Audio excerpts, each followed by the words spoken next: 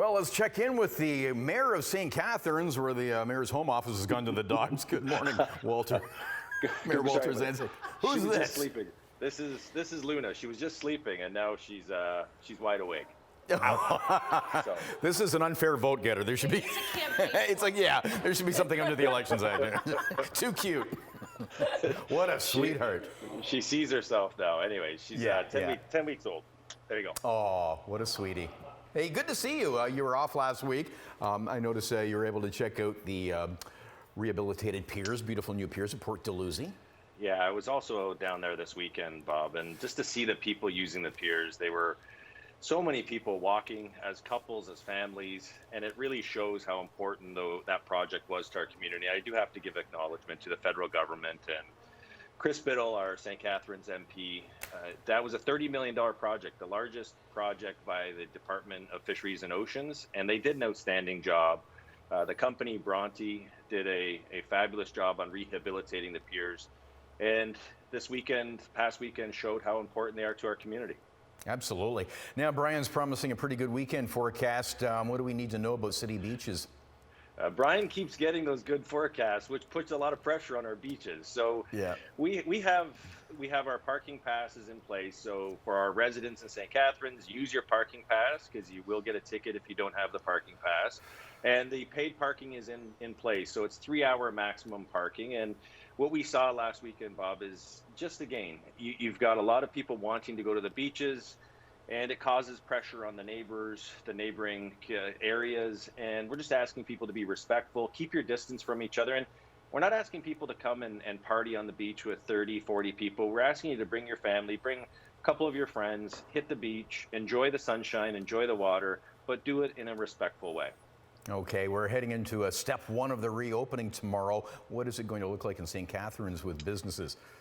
Well, the patios are going to be open. And I got to tell you, the patios are ready to welcome our community back into their establishments.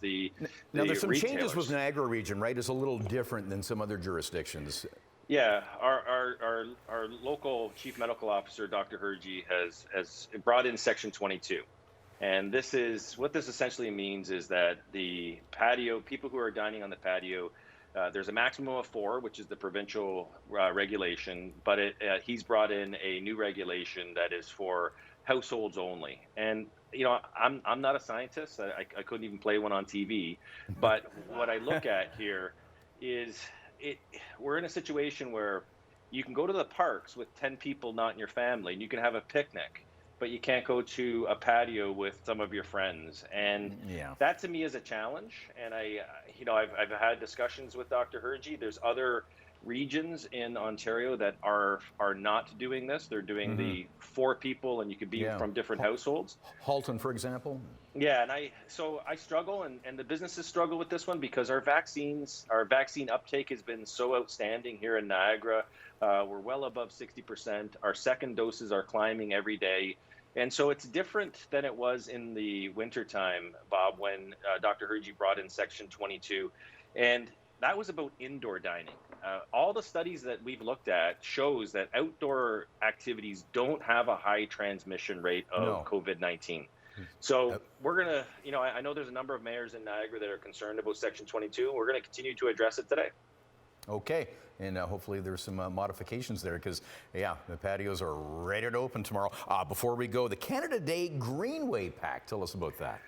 Yeah, so that's a way that we're trying to make our community a more green community. We had 500 packs, and they included tree saplings, they included pollinator gardens, they included our pollinator seeds, and they included things that were made from natural products like wheatgrass sunglasses.